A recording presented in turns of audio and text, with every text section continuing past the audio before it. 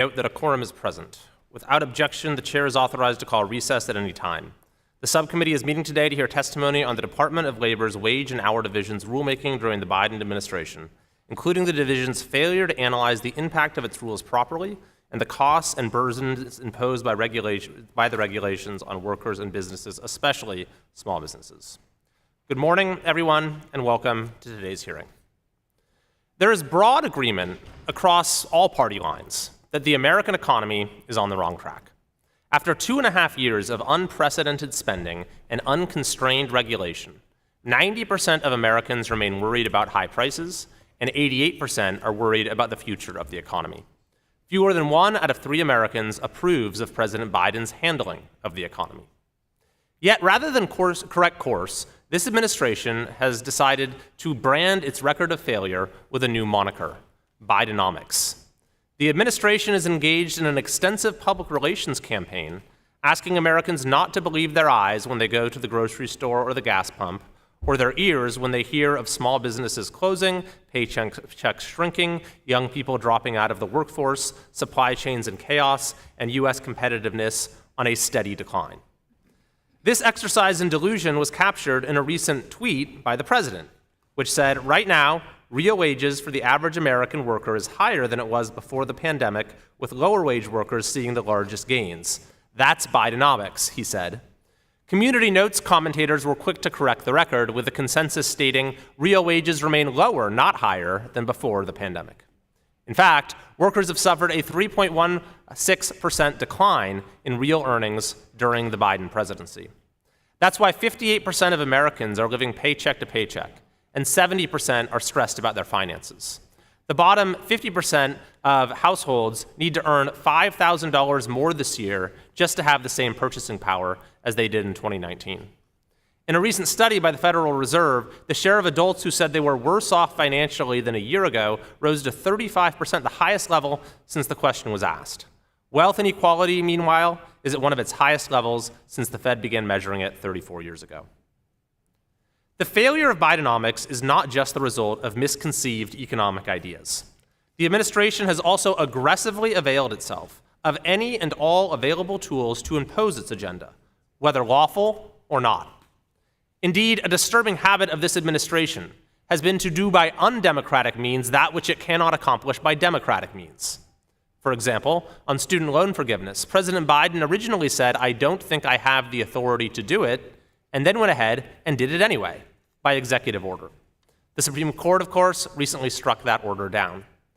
With the new Congress declining to pass further harmful economic policies, the administration has increasingly relied on aggressive agency rulemaking. One of the rules to be discussed today, concerning independent contracting, was offered by the administration after Congress chose not to enact a functionally similar proposal contained in the PRO Act. Perhaps worst of all, President Biden has kept his nominee for Labor Secretary, Julie Su, at the helm of the Labor Department as acting secretary, even as the Senate has declined to confirm her for nearly 5 months. Today, I am again calling on the president to withdraw the nomination of Ms. Su and nominate a Labor Secretary who will be on the side of American workers. These, then, are the key features of Bidenomics. Policies that increase the size, scale, and intrusiveness of the federal bureaucracy, that are implemented without regard to lawful authority, that diminish opportunity to the detriment of workers, small businesses, and consumers, and that are justified based on delusions and misrepresentations. Today's hearing focuses on an agency that epitomizes these key features of Bidenomics and is doing substantial damage all on its own: the Department of Labor's Wage and Hour Division. As an initial matter, it should be noted that the WHD's rulemaking process has departed substantially from the legal obligations imposed by Congress. Repeatedly, WHD has refused to comply with the Regulatory Flexibility Act. That law requires federal agencies to submit a report called an Initial Regulatory Flexibility Analysis upon making rules which impose significant economic costs on small businesses. The analysis must be comprehensive, including descriptions of who and what are impacted by the law and why and how the agency is acting. Biden and Julie Su's WHD acts as though this law doesn't exist. In at least 4 rulemaking cases, it has neglected to produce the required analysis before imposing economic costs on American small businesses. Each of those rules, by the way, was repudiated by the Small Business Administration Office of Advocacy. President Biden also signed an executive order in April to redefine what constitutes a significant regulatory action.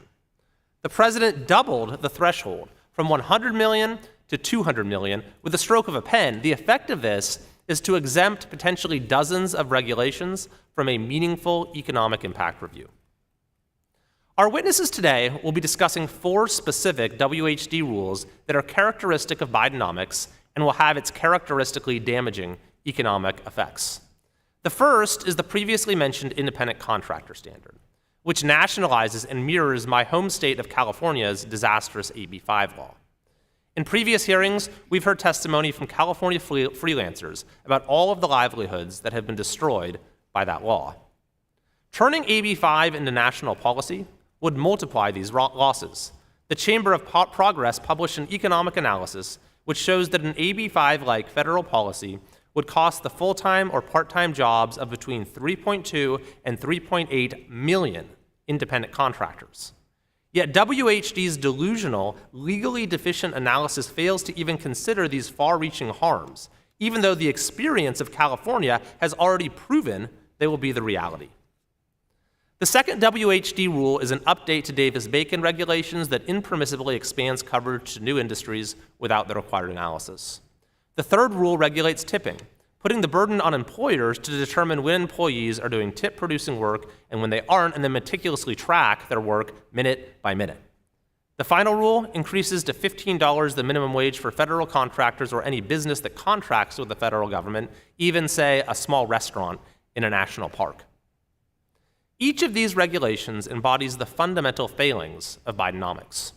This committee will continue to do everything in our power to mitigate the damage by providing robust oversight, insisting on adherence to the law, and advocating for a new economic direction, one that empowers workers, expands opportunity, supports small businesses, and unlocks the limitless potential of the American workforce. With that, I look forward to the hearing today and yield to the ranking member.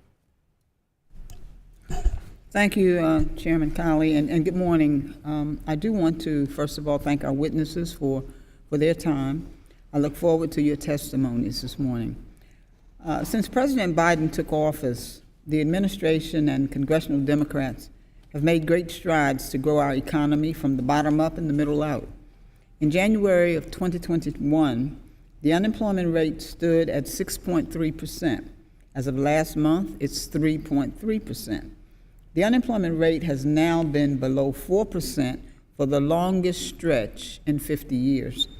Between 2019 and 2022, some of our lowest wage workers experienced the fastest real wage growth they had seen since 1979. The share of working age Americans who have jobs is at the highest level in over 20 years. For women between the ages of 25 and 54, the labor force participation rate has never been higher, reaching 77.8% in the latest jobs report. And Black Americans are participating in the workforce at a higher rate than ever. In short, workers and families are experiencing historic wage growth, historically low unemployment rates, and a booming job market, 13.2 million jobs since President Biden took office and counting. This historic economic growth is no accident. It is the result of congressional Democrats and President Biden's smart policy choices to support both workers and businesses. But my Republican colleagues do not want to hear this evidence of a strong economic recovery. Instead, they prefer to paint a bleak picture of the economy and argue that now is not the time for regulations to safeguard the economic security of working families. Our Republican colleagues may be quick to attack the Department of Labor's wage and hour division, but the most dangerous proposals for our economy are the ones coming from extreme MAGA Republicans who want to turn back the clock and reinstate failed Trump-era policies. For instance, the prior administration gave unscrupulous employers a free pass to misclassify workers and deny them critical protections such as minimum wage, overtime, health and safety standards, unemployment, workers' compensation, and their right to organize. It's time to face the facts. Without strong safeguards in place, workers will continue to be vulnerable to misclassification, to wage theft, and other violations of their rights that wind up costing working families and all taxpayers billions of dollars. We need a wage and hour division that is stronger, not weaker, and has the resources it needs to fulfill its promise to working families and law-abiding business. And let's be clear, my Republican colleagues may not like the economic analysis being done by the Wage and Hour Division, but each of the rulemakings being discussed today were accompanied by pages of economic analysis, including impacts on small business. No corners were cut, period. And if the Biden administration's rulemakings are so catastrophic for small business, then why have Americans filed record numbers of applications to start small business in 2021 and 2022? If the sky was really falling, as some might suggest today, wouldn't there be a chilling effect on those rushing to start small businesses? Last week, the House Appropriations Committee advanced its FY24 Labor H Appropriations Bill that proposed slashing the Wage and Hour Division's budget by $75 million. My Democratic colleagues and I strongly oppose this cut to the Wage and Hour Division's budget, and anyone who is legitimately concerned about wage and hours ability to conduct their vital mission should be as well. My Democratic colleagues and I believe that we do not have to choose between a robust economy and one that affords workers basic dignity and respect. And this is why we'll continue to put people over politics and support an economic recovery that grows from the bottom up and the middle out. I want to thank our witnesses again for their time. Mr. Chairman, I yield back. Pursuant to Committee Rule 8C, all committee members who wish to insert written statements into the record may do so by submitting them to the committee clerk electronically in Microsoft Word format by 5 p.m. after 14 days from the date of this hearing, which is August 1st, 2023. And without objection, the hearing record will remain open for 14 days after the date of this hearing to allow such statements and other extraneous material referenced during the hearing to be submitted for the official hearing record. I will now turn to the introduction of our distinguished witnesses. The first witness is Mr. Jonathan Wolfson, who is the Chief Legal Officer and Policy Director at the Cicero Institute, which is located in Austin, Texas. The second witness is Ms. Elizabeth Melito, who is the Executive Director of the National Federation of Independent Business Small Business Legal Center, which is located in Washington, D.C. The third witness is Dr. Aaron Sojourner, who is a senior researcher at the W.E. Upjohn Institute for Employment Research, which is located in Kalamazoo, Michigan. And the fourth witness is Ms. Rachel Gressler, who is a senior research fellow at the Heritage Foundation, located here in Washington, D.C. We thank all of the witnesses for being here today and look forward to your testimony. Pursuant to committee rules, I would ask that you each limit your oral presentation to a 5-minute summary of your written statement. I would also like to remind the witnesses to be aware of their responsibility to provide accurate information to the subcommittee. I will first recognize Mr. Wolfson. Thank you, Chairman Kiley, Ranking Member Adams, and members of the subcommittee. Good morning, and thank you for having me today. It's an honor to testify before this subcommittee on agency responsibility to fairly analyze the costs and benefits of potential regulations and Congress's role in scrutinizing those analyses. My name is Jonathan Wolfson. I'm the Chief Legal Officer and Policy Director at the Cicero Institute. Previously, I had the honor of serving as the head of the Office of the Assistant Secretary of Policy at the U.S. Department of Labor. I will focus my remarks on 4 key points. First, we need transparent, accountable regulatory processes. Second, DOL's Wage and Hour Division is not fully evaluating the likely outcomes of its newest rules. Third, DOL is improperly using past guidance as evidence that the public is already on notice of its new regulations. And finally, Congress has an ongoing role to play to rein in DOL and other agencies to ensure proper constitutional balances of power. Regulatory agencies hold a unique role in our constitutional republic. They implement and enforce legislation passed by Congress and signed by the President. They play a quasi-legislator role, filling in the blanks where statutes leave things unclear. But unlike legislators, regulators can only act under the authority Congress has given them, and they are not accountable to voters if they write bad regulations. In light of these challenges, past Congresses and presidents have created a robust scheme of regulatory processes that must be followed. These processes encourage transparent rulemaking. Transparency means clearly articulating the need for a proposed or final rule, providing the legal basis for the rule, the pros and cons of the rulemaking, including the estimated costs and real benefits expected to be incurred. And this allows the public to review the proposed regulations, submit comments, and fully participate in the rulemaking process. But even when the agency opts to make law with guidance, that circumvents the real purpose of the rulemaking process. Or when they dismiss criticism or they misconstrue research to paint a more favorable picture of the process, the entire process will break down. The regulatory process protects the public from a system that would let unaccountable bureaucrats make laws. And Congress should do everything in its power to maintain these protections, even if those protections wind up slowing down regulatory changes that members of Congress or their constituents might prefer. The Wage and Hour Division has issued multiple proposed rules over the last year and a half. Generally, they argue that the costs of these regulations are low and that the benefits would far exceed the cost. Unfortunately, DOL is failing to fully evaluate the costs and benefits of these rules, which limits the opportunity for the public and Congress to decide whether and how to comment. For example, in the independent contractor proposed rule, DOL claims a benefit because some current independent contractors will be reclassified as employees, but fails to acknowledge that many other independent contractors will have their contracts canceled, as exactly what happened when California passed AB 5. And in the federal contractor minimum wage final rule, DOL rejected a comment from Chairwoman Fox and Representative Keller about the disemployment effects from a higher federal contractor minimum wage, even though the department admits that the results of their proposal would depend on the size of the increase in the minimum wage. If you take the department's own calculations into account, you would see a reduction of between 39,000 and 210,000 jobs among federal contractor employees. In sum, the department's analysis to highlight the benefits and ignore the costs makes it more difficult for citizens to evaluate regulations, and it also greatly hinders Congress's oversight responsibility. Finally, Congress far too often is in a situation where agencies use guidance documents instead of going through a full rulemaking. But uniquely, the Department of Labor is now claiming that current guidance documents are actually the law, and therefore they don't have to evaluate the costs and benefits of an agency implementing and finalizing those guidance documents as if they are the law. So what can be done? In light of these challenges, Congress can and should take 3 steps. First, Congress should pursue oversight to ensure that agencies stay within their authority, follow every required regulatory process. Congress must intervene if the executive branch tries to alter the regulatory process and make it easier for a regulator to ignore costs or exaggerate benefits.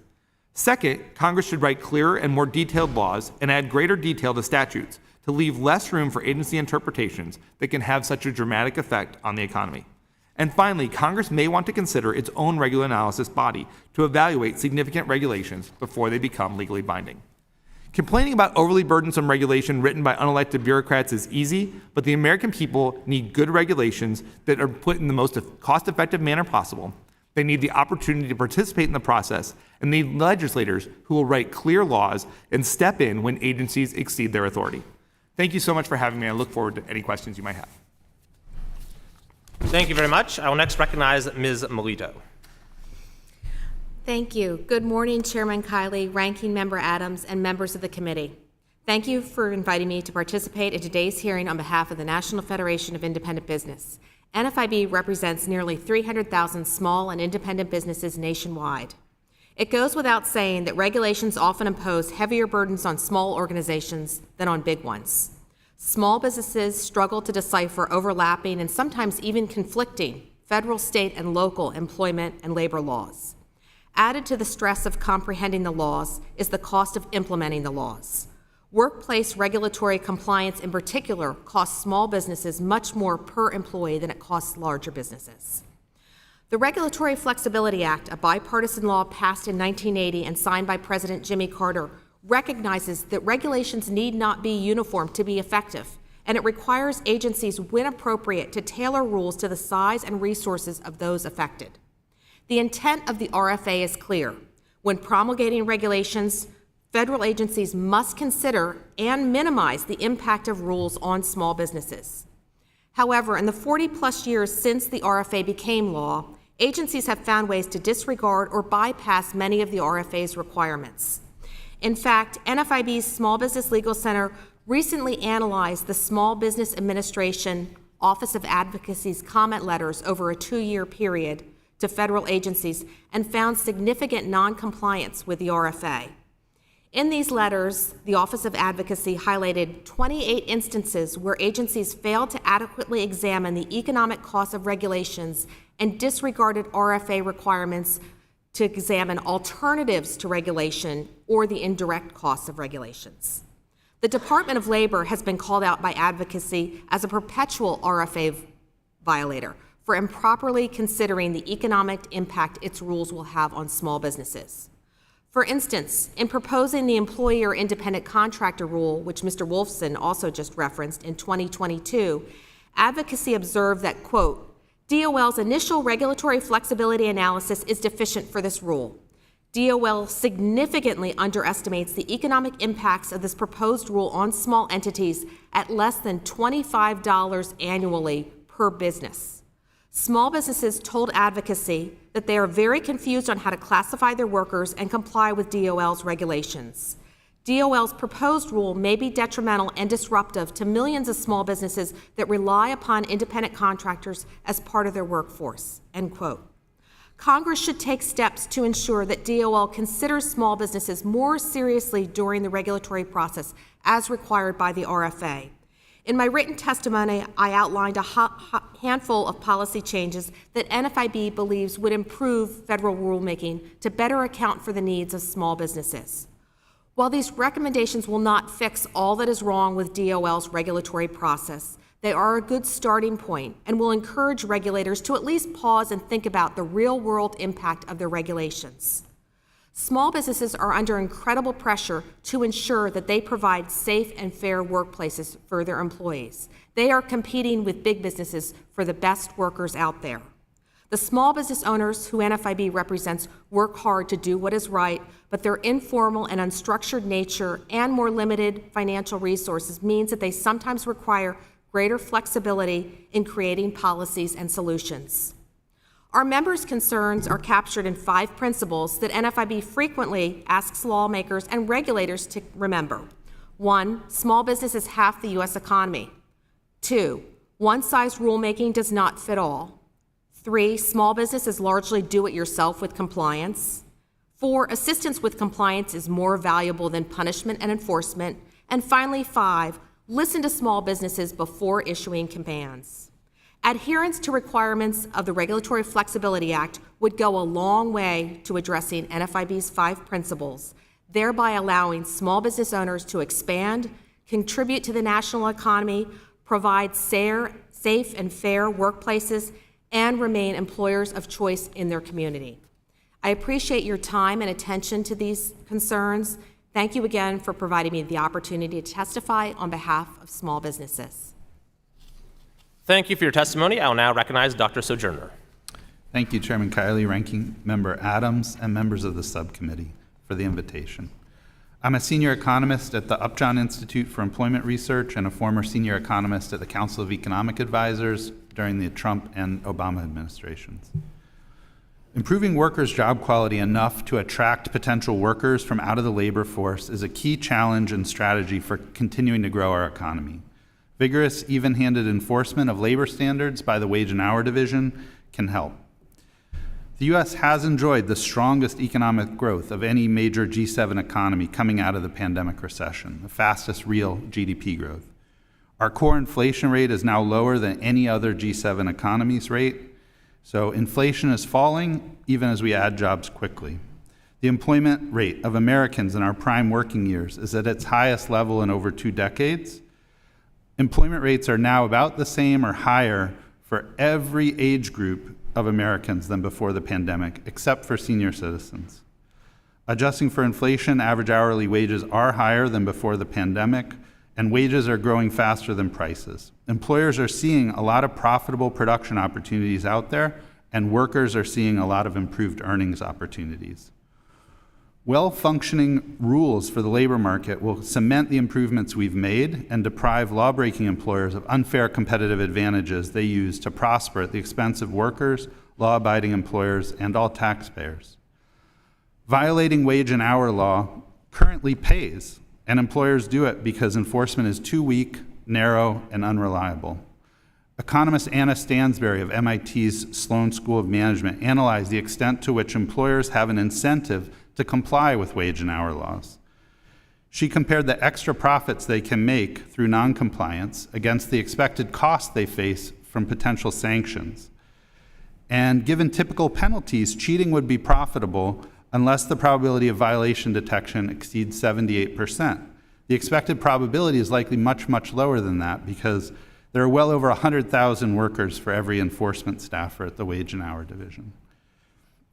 Many firms avoid paying overtime wages by exploiting an exemption in federal law for employees classified as executives who have a salary above a pre-specified threshold. Studying millions of job listings, a team of economists found that salaried positions with managerial titles increased almost fivefold when you cross that threshold. So an employer might call a front desk assistant a manager of first impressions and then not pay them overtime, for instance. One such, on each strategic manager hired, employers are avoiding an average of 14% of their overtime expenses. Many employers, large and small, are doing this, and it's just one example of a larger pattern. Another example comes when employers misclassify employees as independent contractors. A firm can save 15% to 30% of their labor costs by doing this.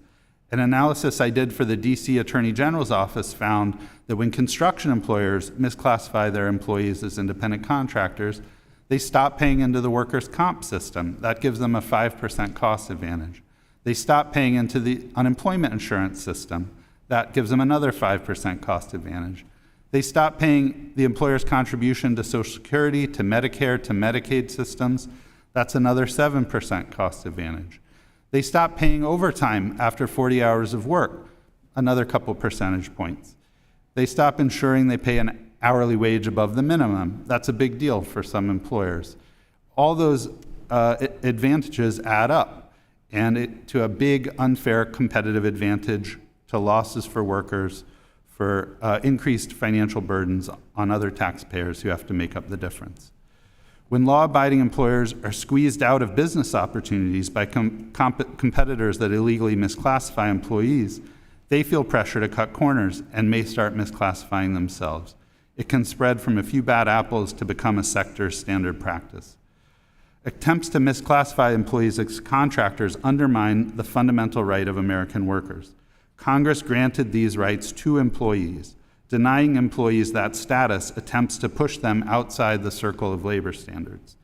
And DOL's current proposal to move back to the Supreme Court-approved 6-factor economic realities test that was used for decades to distinguish who's in business from who's an employee will strengthen the labor market and the economy. It'll improve job quality and shared prosperity by reducing incentives to exclude workers from employment rights and engage in a race to the bottom. Thank you. Thank you very much. Our final witness is Ms. Gressler. Good morning, and thank you for the opportunity to testify today. I'd like to discuss 4 rules of the Department of Labor's Wage and Hour Division, each of which relies on flawed economic analysis and will likely impose significant consequences. My written testimony provides greater detail, as these rules exceed 300 pages in total. First, the division's analysis in the tipped minimum wage rule appears oblivious to how small businesses operate, and it's unreasonably dismissive of stakeholders' legitimate concerns. The tipped rule requires employers to track the minutia of employees' actions and to classify those into 3 indistinct buckets. For example, a server making a salad must be paid the regular minimum wage, while a server putting dressing on a salad can be paid the tipped wage. A server who wipes up a spill would be paid different rates depending on the timing and location of that spill. Short of employers purchasing sophisticated payroll systems to classify hundreds of different actions and then installing AI monitoring systems to track employees' actions, compliance is likely impossible. The second rule increased the minimum wage for federal contractors to $16.20 per hour as of this year. In its analysis, the division acknowledged and then it ignored something called spillover effects, claiming that it couldn't estimate such effects. Yet, the division cited a CBO analysis that provided an easy way for the division to calculate those effects. And then the division effectively refuted the purpose of a regulatory analysis, claiming that it didn't need to include spillover effects because the rule didn't mandate those to occur. The division also failed to consider how its minimum wage rule will disproportionately hurt workers and employers in lower cost areas, because $16 per hour in Mississippi is like $37 an hour minimum wage in DC. Minimum wage increases also have consequences for workers that the division failed to recognize, such as lost jobs, lost health insurance, fewer hours, and irregular scheduling. Third is the rule regarding Davis-Bacon Act, or DBA, wage rates. Both the GAO and the Inspector General have criticized the division's calculation of DBA rates for relying on unscientific methods, and the proposed rule exacerbates those problems. For example, a scientifically sound sample size has at least 30 observations. The DBA's proposed rule would cut the minimum sample size down from only 6 today to a mere 3 observations. When assessing the costs, the division estimated that just one component of the DBA rule would increase compensation by $7,300 for each affected worker, but then it claimed it couldn't extrapolate that figure. It could have. For example, if just 10% of construction workers were affected, employer costs would have increased by $876 million. The DBA rule also fails to acknowledge how it will further exclude small businesses and 83% of construction workers who are not unionized from participating in federal construction projects. Moreover, the DBA rule would further drive up taxpayer costs, add to inflation, and exacerbate labor shortages, none of which the division acknowledged. Finally, in redefining how independent contractors and employees are classified, the division's IC rule would create tremendous confusion and uncertainty for millions of businesses and upwards of 50 million Americans who perform independent contract work. For example, while most employers currently consider just 2 factors when determining a worker's status, the rule requires that they consider at least 6 factors, and the number of possible combinations that could lead to a determination would jump from 18 today to 256.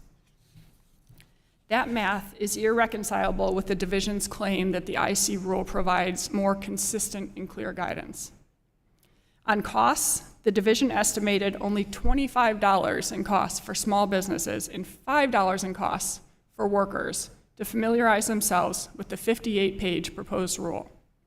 It provided no consideration and no estimate of at least 7 other significant costs that would almost certainly total billions of dollars. Consequently, the proposed IC rule will hurt workers, employers, and consumers.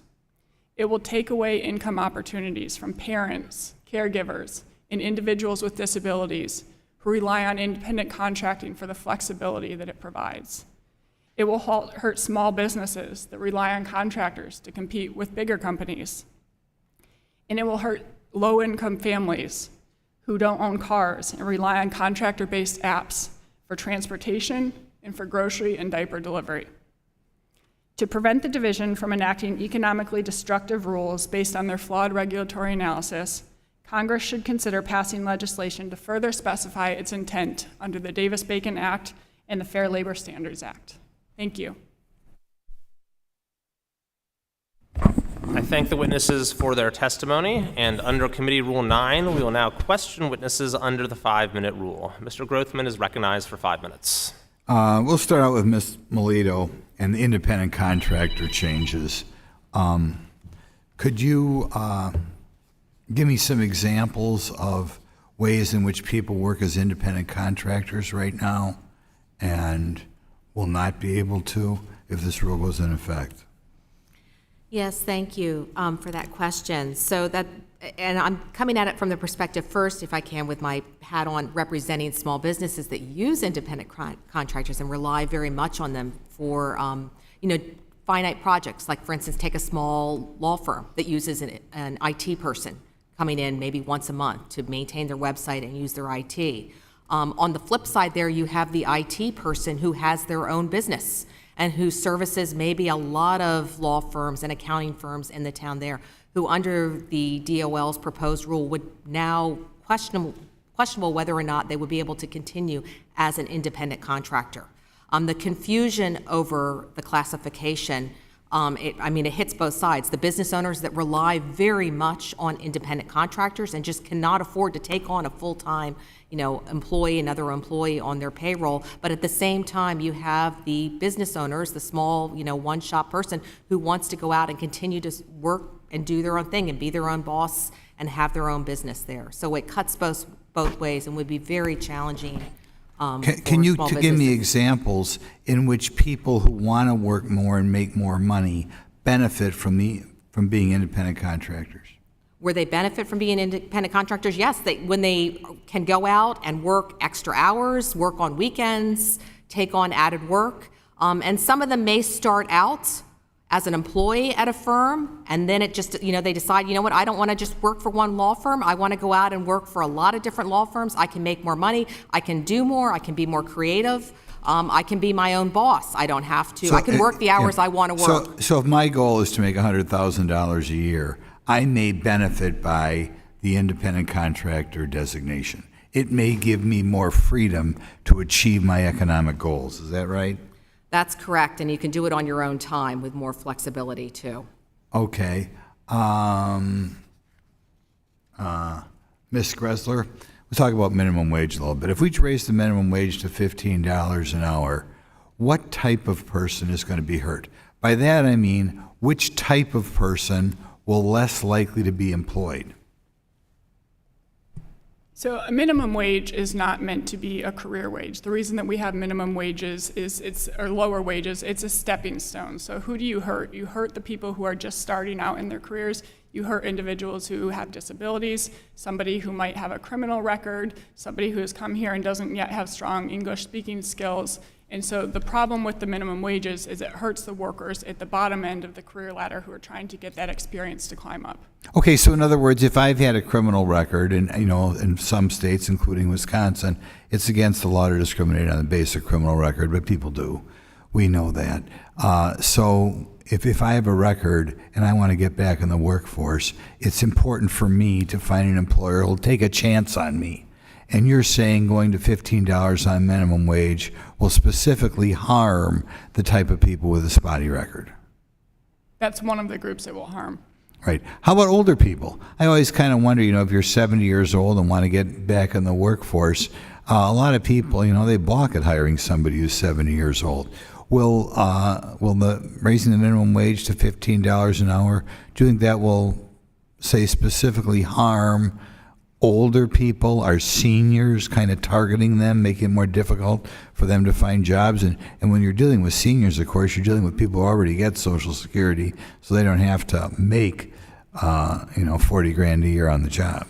Yes, I think it would harm them because there might be some discrimination in thinking they wouldn't be as capable as a younger worker, and even more so, the independent contractor rule would hurt those older Americans who might not want to be participating in a 9-to-5 job anymore or might not be able to, but are able to work if it's on their own terms and if they can be their own bosses. They're a little bit slower, right?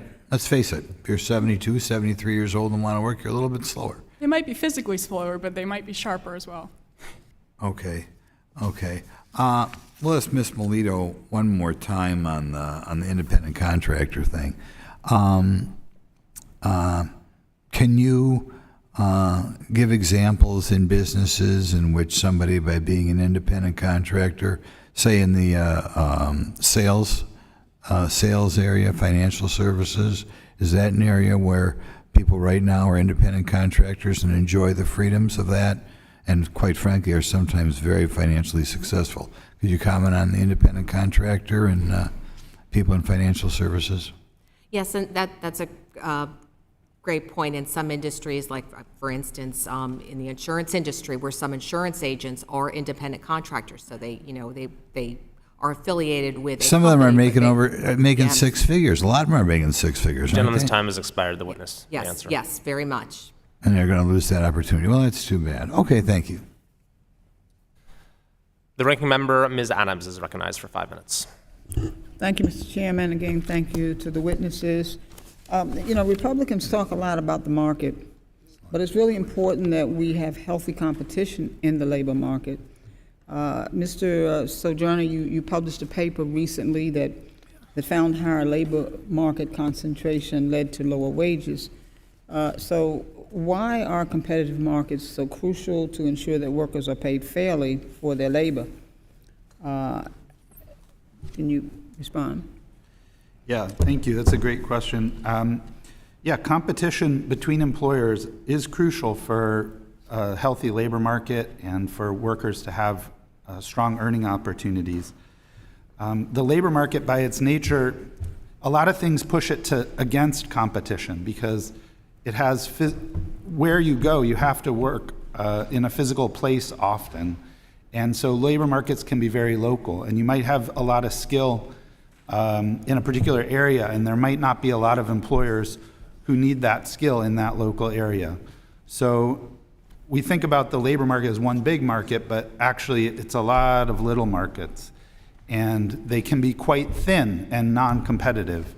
And so more competition gives workers power to achieve improvements in their job quality, either by negotiating improvements with a credible threat to take a better job outside, or by actually taking one of those better jobs outside and leaving. So let me move on. I've got a series of questions for you. Sure. So it's really not enough to just have folks with bachelor's degrees doing well in the economy, but in the same paper you found that employees were posting job vacancies for higher skills but lower wages in less competitive local job markets. Why do these employers in more concentrated labor markets think that they can get away with hiring higher skilled workers for less, and how do we make sure that all workers have access to good paying jobs? Thank you. Again, the employers in thin labor markets where there's not a lot of competition, where there's maybe a few big employers who are the only place you can work with those set of skills, there's not enough competition, there's not enough potential employers to counteroffer, and so those employers have some wage setting power. It's not a very competitive market, and they can underpay workers below what they produce, and we should try to get more competition in labor markets and restrict non-compete agreements, do more antitrust enforcement, encourage more entrepreneurship. All these things contribute. So the competition would increase the availability then. Let me ask you, before I do that, let me just say that an analysis of the construction industry revealed that 12.4% or 20.5% of the workforce on an average month of 2017 were misclassified as independent contractors or working off the books and putting law-abiding employers at a disadvantage. So, Mr. Chairman, I'd like to enter a letter from the Construction Employers of America supporting actions taken by the Wage and Hour Division to level the playing field, if I may do that. Without objection. Thank you. Dr. Sojourner, you participated as a working group member for the Job Quality Measurement Initiative, in which the Department of Labor solicited input from external partners. What principles do you, when you think of what it means to have a good job, what principles do you think are important, and how does that inform how you think of the health of today's labor market? We have to pay attention to what workers value and measure it, monitor it, and try to make sure they're getting it. They care about wages. They also care about fringe benefits, health and safety at work, control over how they do their work, their schedule, their location, their pace. And these things tend to move together, but they're not always the same. And these administrative actions can help promote fair competition that make sure workers get the things they value and are entitled to. Thank you, sir. So what do you say about the implications of deregulation for our workers, and how does not enforcing the law impact workers' loss in pay? Got 10 seconds. You know, when the rules don't get enforced and are ignored, competition gets rough and people get hurt, and it's not fair. Thank Thank you, you. Mr. Chairman. I yield back. Ms. Stevens is recognized for 5 minutes. Thank you, Mr. Chair. I find this hearing very interesting, in part because we're on the heels of a pretty historic, sweeping set of legislative victories.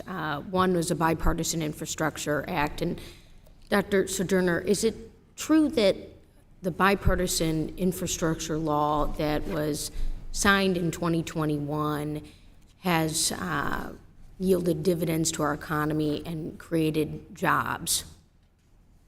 Would you agree with that, Dr. Sojourner? I would, yeah. Yeah. Yeah. And we've prioritized unionized labor work at the David Spaken wage rate. Yes. And is it true that we're in a very tight labor market right now? Yes, that's true. And what do you suppose is the reason for that tight labor market? We have a lot of strong investment by the federal government in recent years that have said we're going to lower the cost of doing business by lowering transportation costs, making energy more affordable, and demand, subsidize investment in local manufacturing and American manufacturing.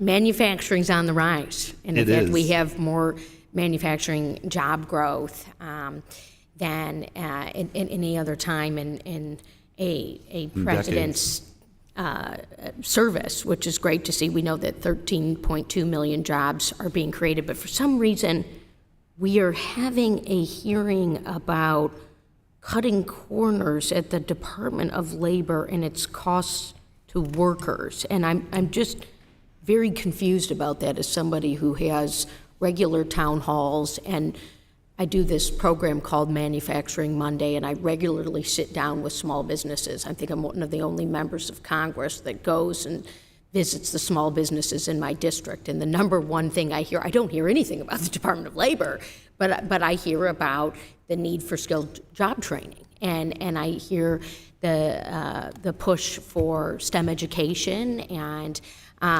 increasing our skilled trade workforce.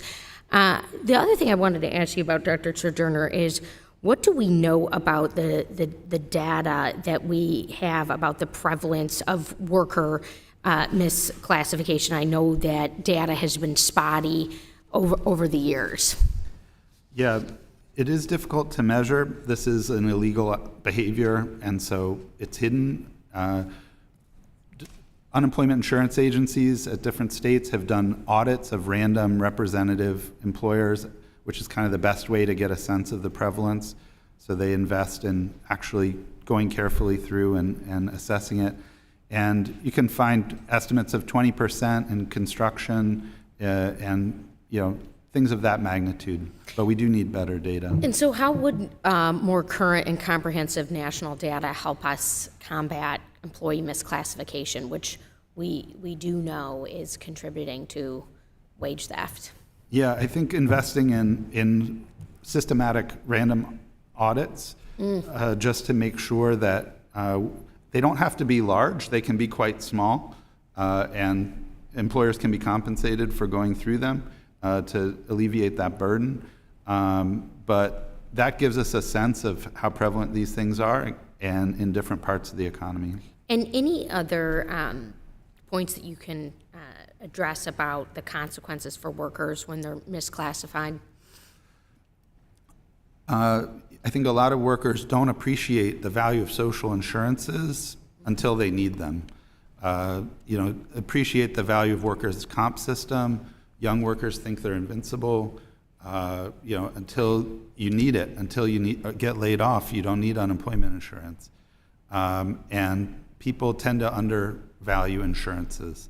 And what role does the wage and hour division play in helping workers by reducing instances of misclassification?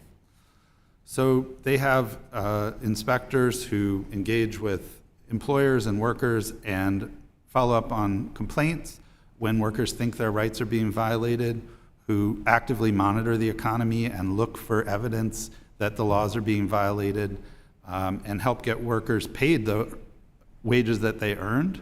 So we're helping workers get paid. Thank you. That's it. Thank you, Dr. Sojourner. And with that, Mr. Chair, I yield back. Thank you. Chair Fox is recognized for 5 minutes. Thank you, Mr. Chairman. I thank our witnesses for being here today. Ms. Melito, in March 2022, the Wage and Hour Division, WHD, published a proposed rule to update the Davis-Bacon and related acts regulations. The proposed rule is more than 100 pages long, contains more than 50 significant changes, and by DOL's own admission is one of the most sweeping overhauls to the Davis-Bacon program in decades. WHD absurdly estimates that its proposed rule will cost businesses $78.97 to comply annually, including 1 hour to read the regulation and 1/2 hour to implement the regulation. Do you think this estimate accurately captures the amount of time and resources necessary for a small business to comply with the sweeping overhaul of the Davis-Bacon regulations? If not, would you agree that DOL has an obligation to assess the cost of compliance accurately for small businesses before issuing a final rule? Thank you, Chair Fox, for that question. And I think in response, it would be a yes and a yes, but I'll go on a little bit. Absurd is a great way to characterize DOL's regulatory analysis of this, and I've got some numbers here too. The whole NPRM, including the appendixes, was actually 432 pages or 118,450 words. And as you, I think, said, they estimated regulatory familiarization would take 1 hour. I think if you're reading 118,000 plus words would probably take over 8 hours at most. So, and the other thing too with regards to Davis-Bacon is it's going to hit small businesses the most. 82% of all construction firms employ under 10 employees, and construction companies that employ fewer than 100 employees comprise 99% of construction firms in the U.S. I think DOL should withdraw the rule because their analysis was so flawed. Thank you. Well, thank you very much. Ms. Gressler, DOL's tipped minimum wage regulation imposes an extremely complicated and cumbersome timekeeping mandate on employers that requires them to track their workers' tasks minute by minute. With such onerous requirements, is it feasible for a small business owner who runs a restaurant to comply with such unreasonable timekeeping requirements?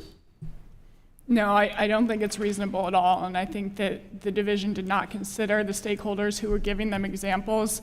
And for all of us here today, you are members, you run offices, consider what it would be like if each of your staffers had to be classified into the work that they're doing to be direct constituent services supporting, and not related to constituent services, down to every minute that they are doing that. That's impossible for an employer to know what each individual is doing. And so the ways that they will respond will directly hurt workers. And just one of those could be to automate more jobs so that you don't have to deal with tracking actual people. Well, thank you again.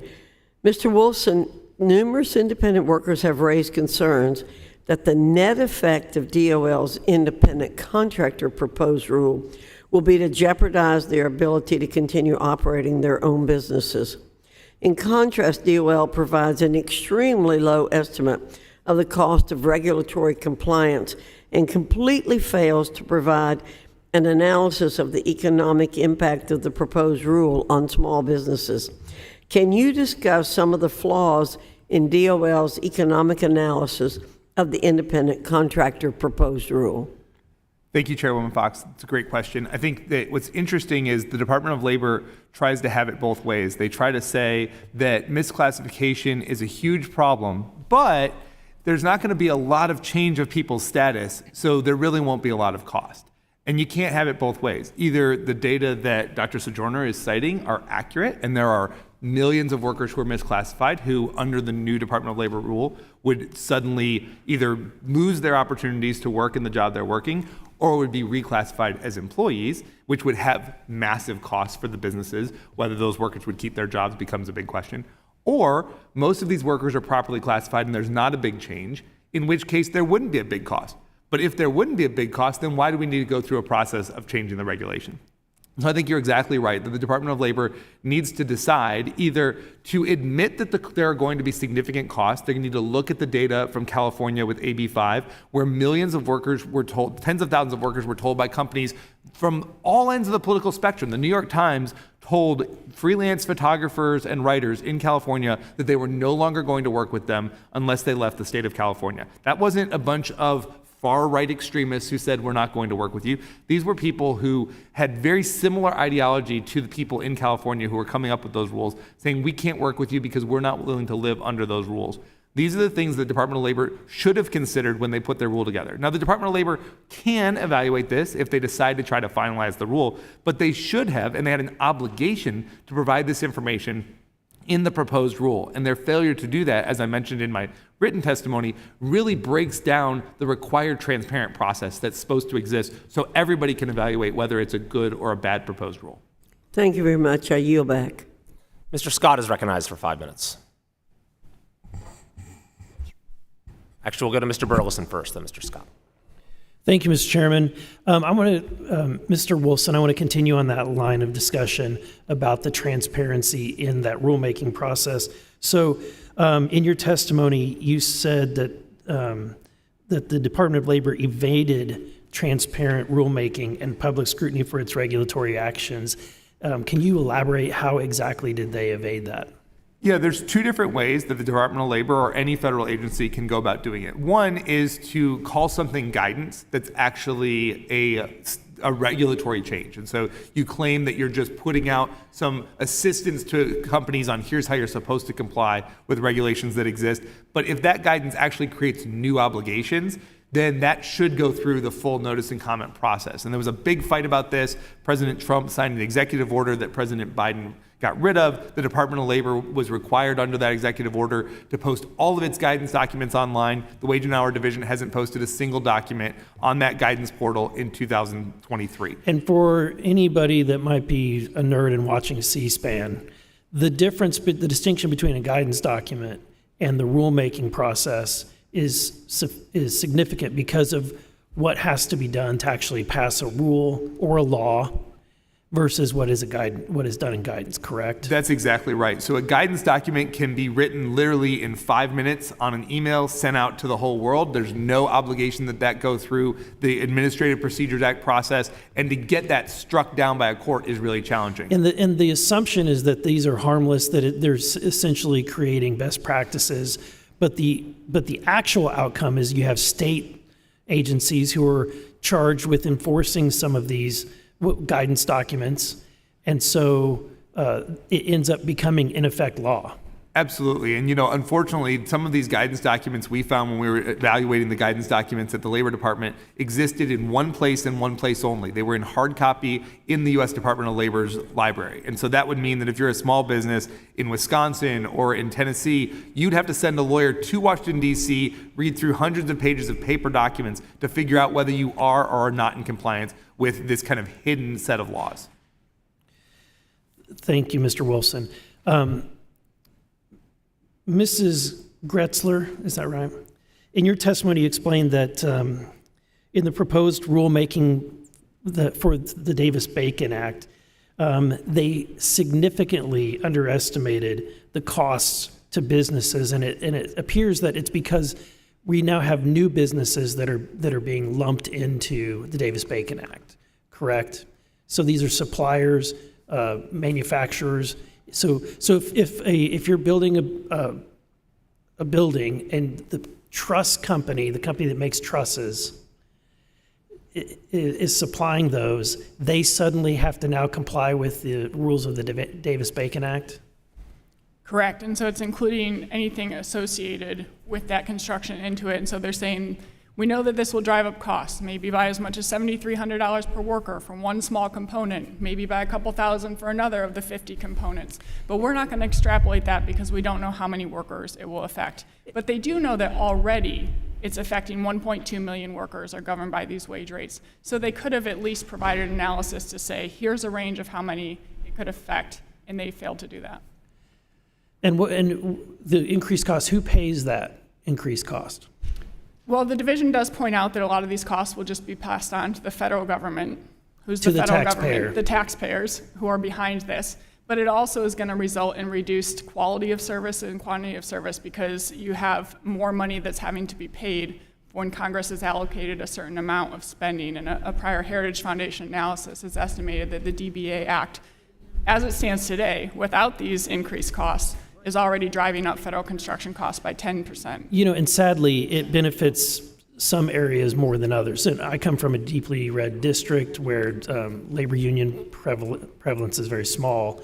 And yet, and if you talk to employers, they sometimes will turn down contracts because it completely disrupts their normal business operations with their employees, throws them into situations where employees get paid dramatically more, and then what happens is those employees then take couple months off, right? Yeah, and this is a deterrent. You know, over 80% of construction companies are not unionized. 83% of construction workers aren't unionized. To have to comply with those laws So is difficult, and this is it- further Is made it safe to say that the taxpayers get less for their money under Davis Exactly. Bacon? Yes. They get less schools, less post offices, less roads under this. Correct. Thank you. Mr. Scott is now recognized for 5 minutes. Thank you, Mr. Chairman.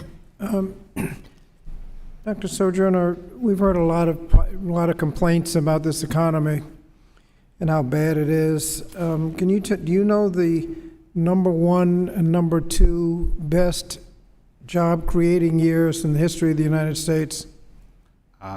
Going to go with 2021 and 2022, maybe? The first year of the Biden administration and the second year of the Biden administration, number one and number two best job creating years in the history of the United States. And that the unemployment rate has not been under 4% as long as it has in about 50 years. That's correct. Is that a bad economy? It's a very strong economy. Thank you. When we considered the minimum wage about 2 years ago, we found out that there's no county in the United States where a full-time minimum wage worker could afford a modest two-bedroom apartment. Ms. Gressler, you indicated people who would be hurt by an increase in the minimum wage. Congressional Research Service had issued a report at that time that showed there'd be no job loss. Do you have studies that show job losses as a result of the increase in the minimum wage? Yes, the overwhelming economic literature suggests that increases in the minimum wage reduce the number of jobs. And a recent CBO study in 2019 that looked at a $15 minimum wage estimated that it would cost millions of jobs. And that's just the direct impacts. There's also impacts for the workers. The most recent studies in that analysis showed no loss in wages. Is that right? Some studies have shown that actually the people who do also receive a higher wage end up having less income. There was a study that looked at California and Texas and compared similar jobs. One experienced an increase in the minimum wage and actually found that their net income for the year went down by almost 12% because employers reduced their hours so much and also cut back on health insurance, retirement benefits, and led to more irregular schedules. The studies showed that Dr. Sojourner, are you familiar with the most recent studies on job loss and minimum wage? Generally, yes. My sense of the literature is that there's evidence around zero effects on employment. There's strong evidence that, on average, low-wage workers gain income on net from increases. They're making more per hour. If they're losing hours, they're getting other things they can do in that time. But the disemployment effects are very small, if at all. So. Thank you. I think you implied, Dr. Sertinger, about the incentives for employers to misclassify employees.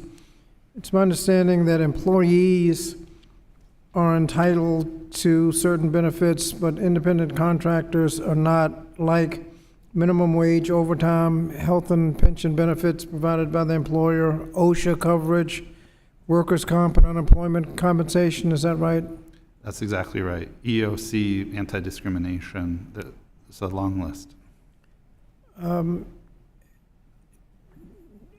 Does the wage and hour division have enough staff to track people down who are being misclassified and employers saving money by misclassifying?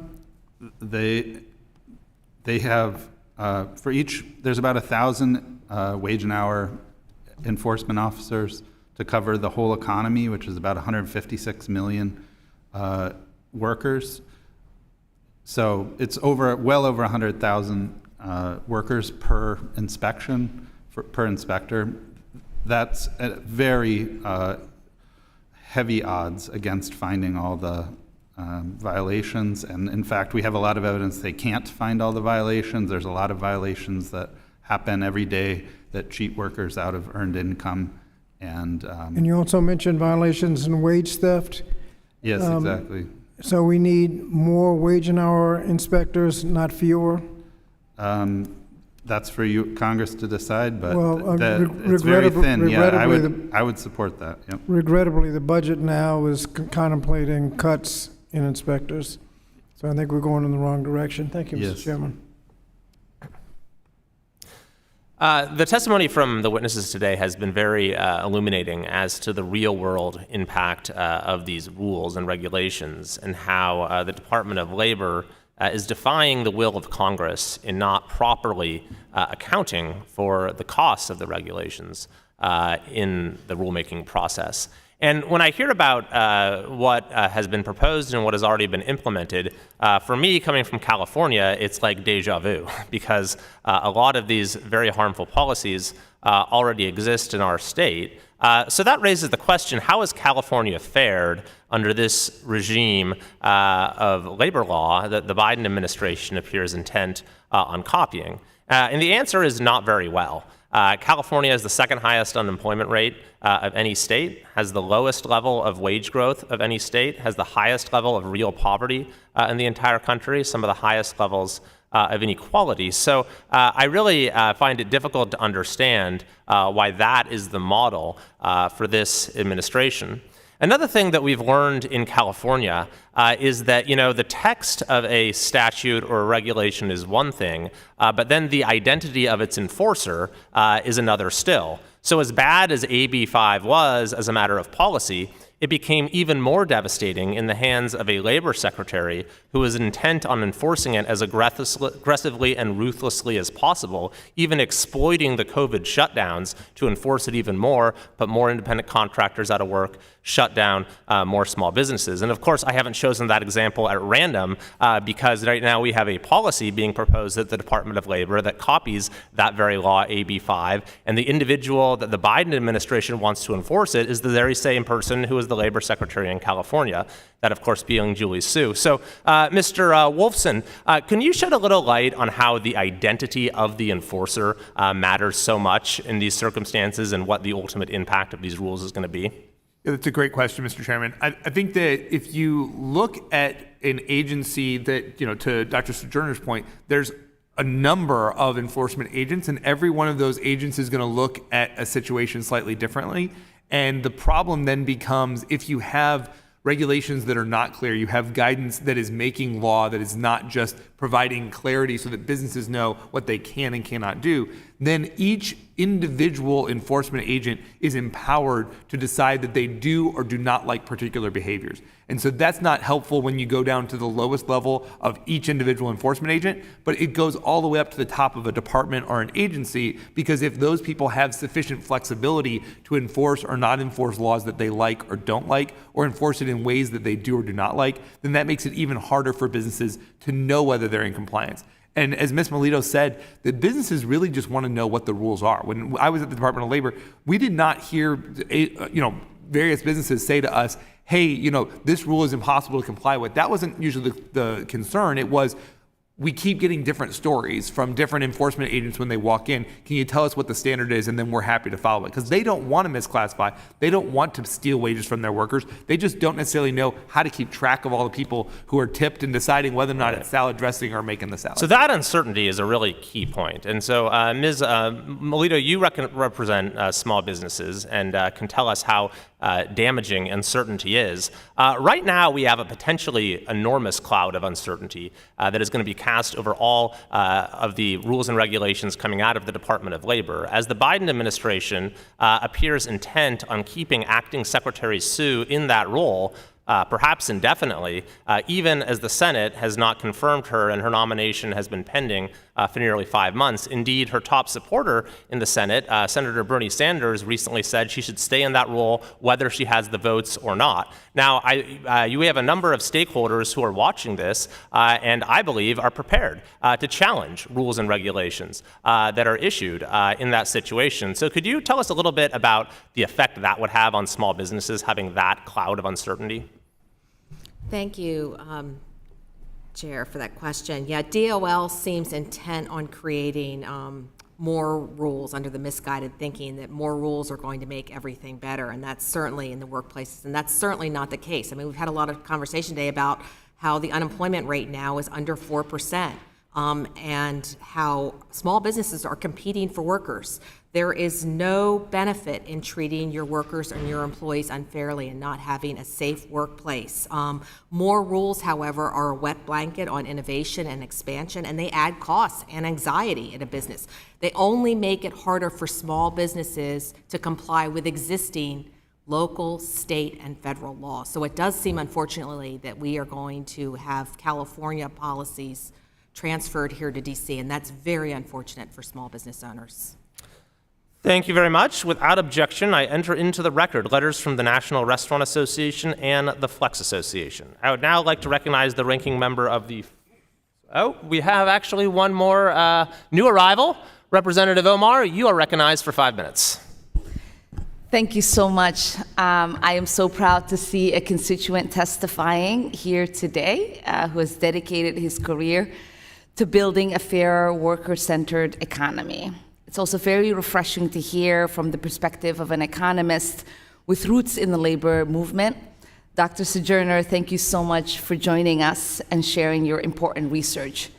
You recently conducted a study using enforcement data on workplace violations across OSHA, WHD, and NLRP that found workers with lower wages were more likely to experience labor rights violation.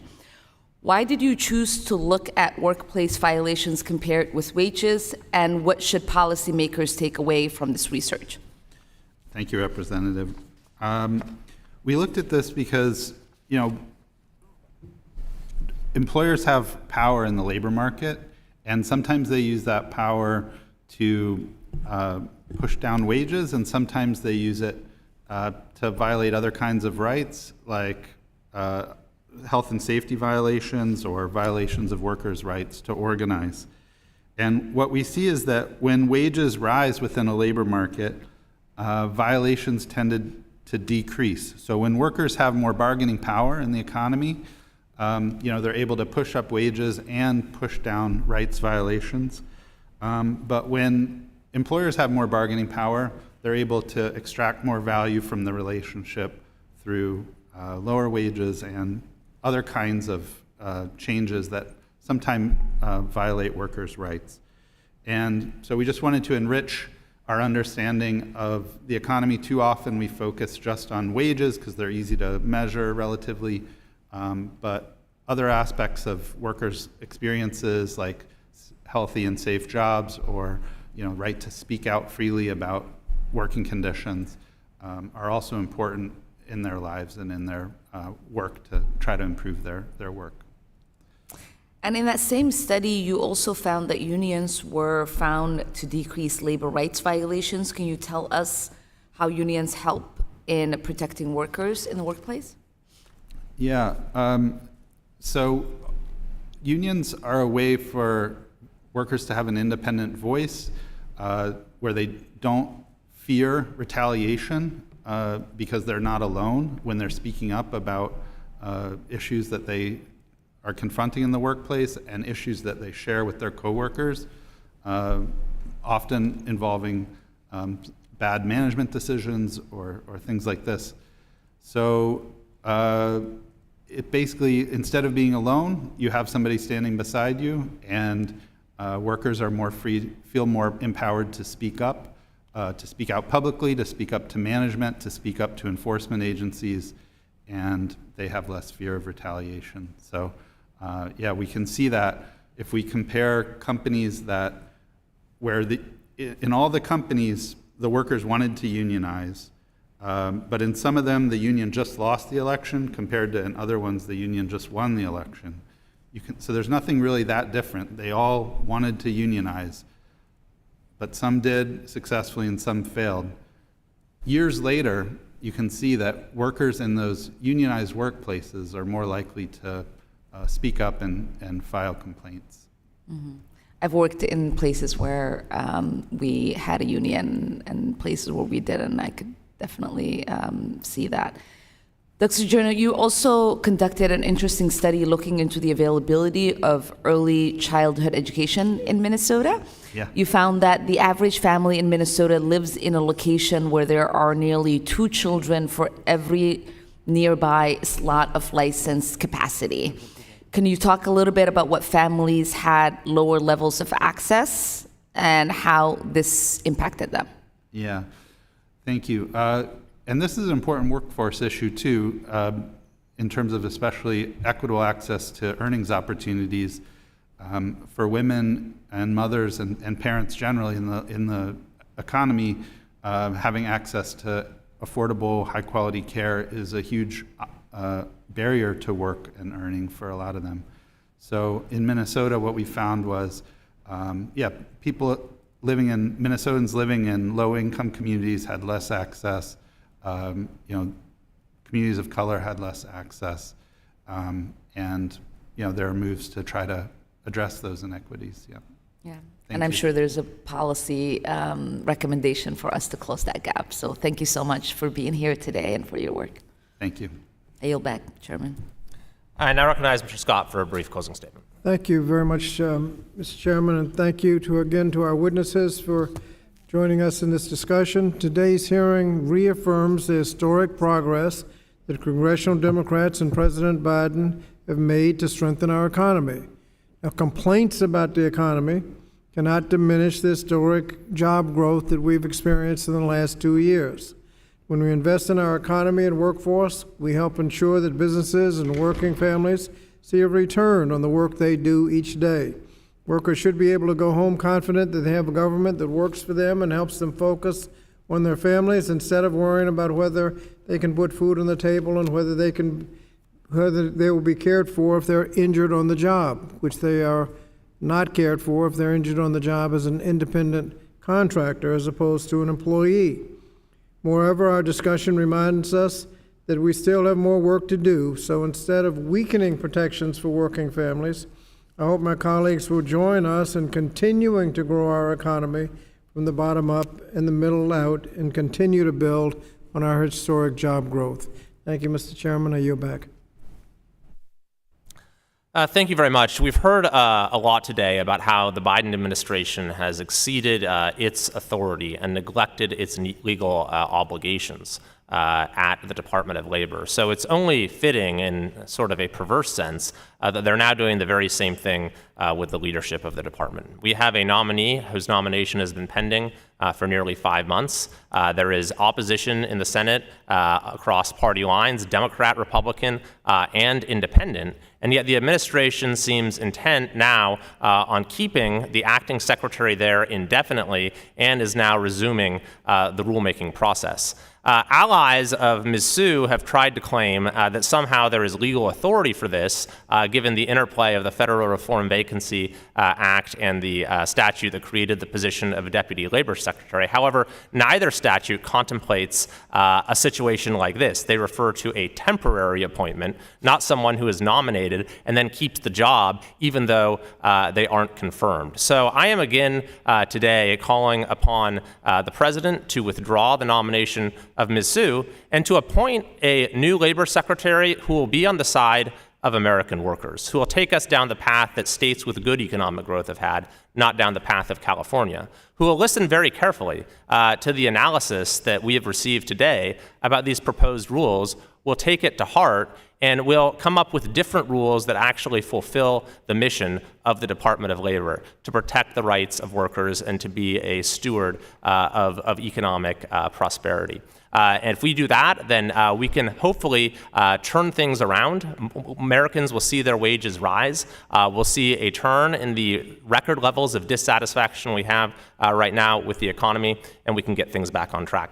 Without objection, there being no further business, the subcommittee stands adjourned.